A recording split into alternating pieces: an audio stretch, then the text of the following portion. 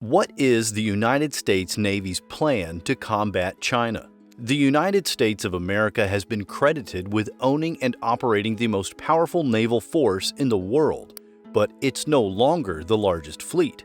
Over a few decades, China has been steadily building its aquatic forces. China has come a long way since its third crisis with Taiwan, but strength in numbers can only take you so far. China and the U.S. are amongst the strongest countries both economically and military-wise, but have often come to butt heads. The political state of the world is rocky at best, and many fear that World War III is on the horizon. One of the largest concerns is how well the United States would fare in a war against China. In 2022, the United States of America took yet another lead in the world's economy with an estimated $25.46 trillion. China, another economic powerhouse, was second to the U.S. with a GDP of $18.3 trillion. The United States and China are Earth's second and third largest countries by land area size. So, has China come to own the largest naval force, and what threat do they realistically pose? One of the characteristics of a world superpower is the ability to project maritime power over long distances steadily. Places that have been able to have enormous influence over regional and global affairs can exert a lot of leverage over those that cannot. Unsurprisingly, China's economic growth led to the development of its maritime leverage. The assumption that China wishes to challenge and beat the U.S. in the future isn't far-fetched. But how close is the country to this presumed goal? What does the U.S.-China strategic competition at sea look like right now and in the future? China's naval forces employ the use of 355 ships as of 2021, but Chinese brass plan to expand these numbers. The fleet size is expected to grow to 420 ships by 2025 and again to 460 by 2030. These figures do not include other small ships or patrol combat ships the country is planning to build.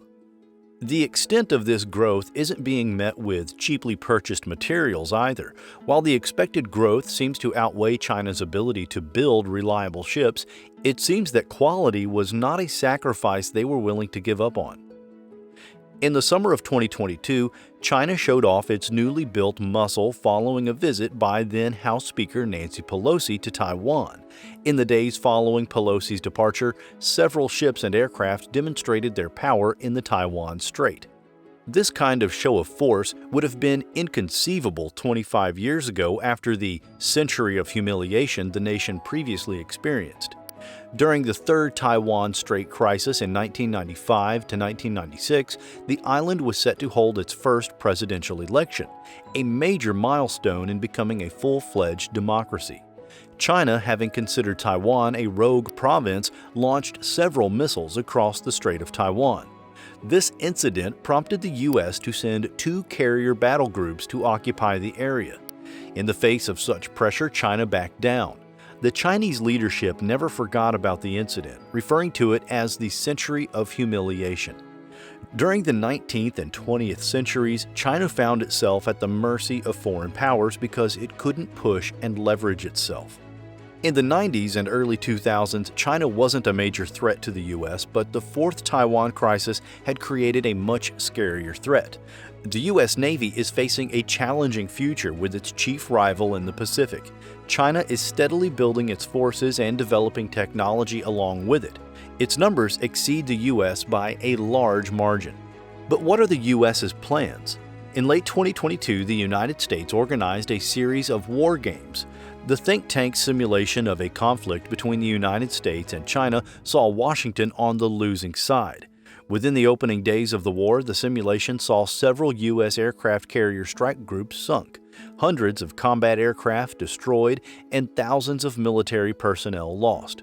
The games were played long before the most recent Taiwan crisis and set in the distant future of 2026.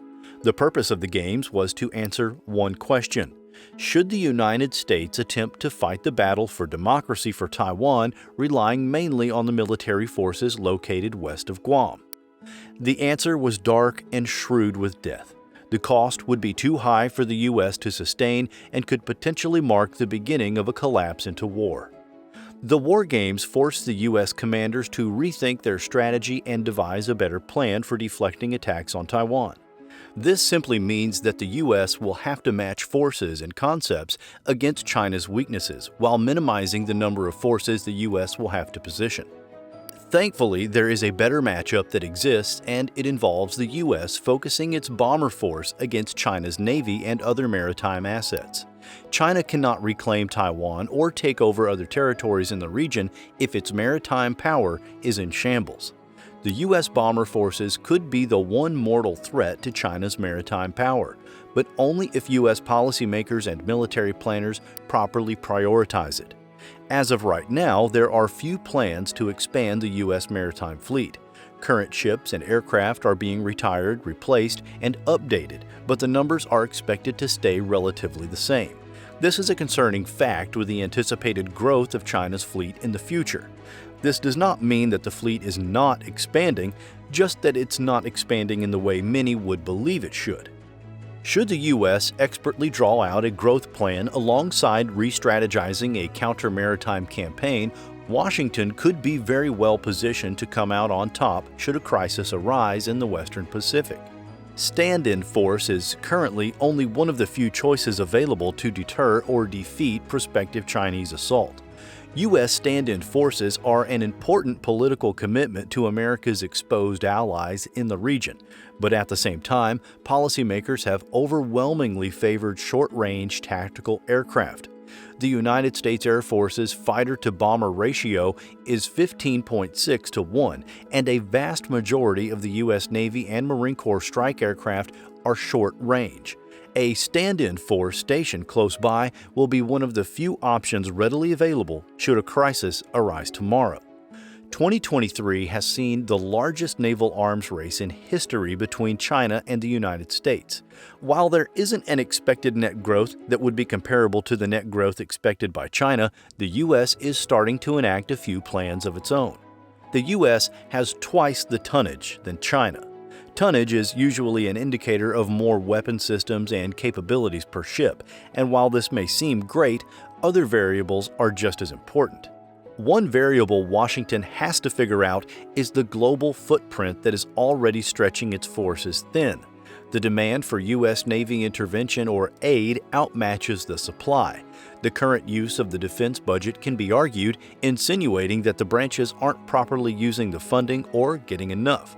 Previous articles have stated that in order for the Navy to fulfill more than 40% of inquiries, it would need an additional 80 attack submarines or 150 ships added to the fleet. But the time frame of 10 years to fulfill such an order is out of the question. Since the fall of the Soviet Union, the Navy's fleet has dwindled to what it is today. There wasn't a need for such large peace forces, nor a budget to maintain them. But now the U.S. is scrambling to regroup and rebuild. Of the many strategies that are receiving makeovers, one shines through the most. America's new next-generation frigate project introduces the Constellation class, and the U.S. Navy is expecting to have 20 newly manufactured ships in the future. The Constellation FFG-62 class packs a wallop and embodies the Navy's new distribution of firepower concept. The new concept is to spread offensive capabilities throughout the fleet. The new ships will be armed with 32 of the Mark 41 VLS missile cells for launching Tomahawk cruise missiles, enhanced Sea Sparrow missiles, and/or standard series missiles. The distributed warfare theory has become the top choice, superior method to use. By 2053, the U.S. Navy hopes to increase its vertical missile launch power by 20%. Despite the new projects, such as the Constellation class and updates to current weapon systems, war strategy experts fear the U.S. is biting off more than it can chew when it comes to China. Unconfirmed sources have spoken out and stated that the new maritime developments within the Chinese forces were built to destroy Americans. The U.S. is planning to possibly build airstrips and ports in Taiwan to aid the naval forces who cannot return to the mainland. This would provide the relief that would be much needed when refueling, rearming, and gathering other supplies while away from home ports. Airstrips would provide quick ground-to-air response from the U.S. Air Force and Navy pilots should they be needed. A part of the strategic planning in Washington has experts revisiting an old tactic used in World War II, island hopping, though the tactic would be much more different today than it was in 1945.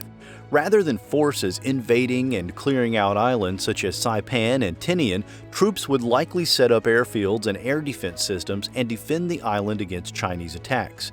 The tactic comes with a lot of questions and serious risk is posed.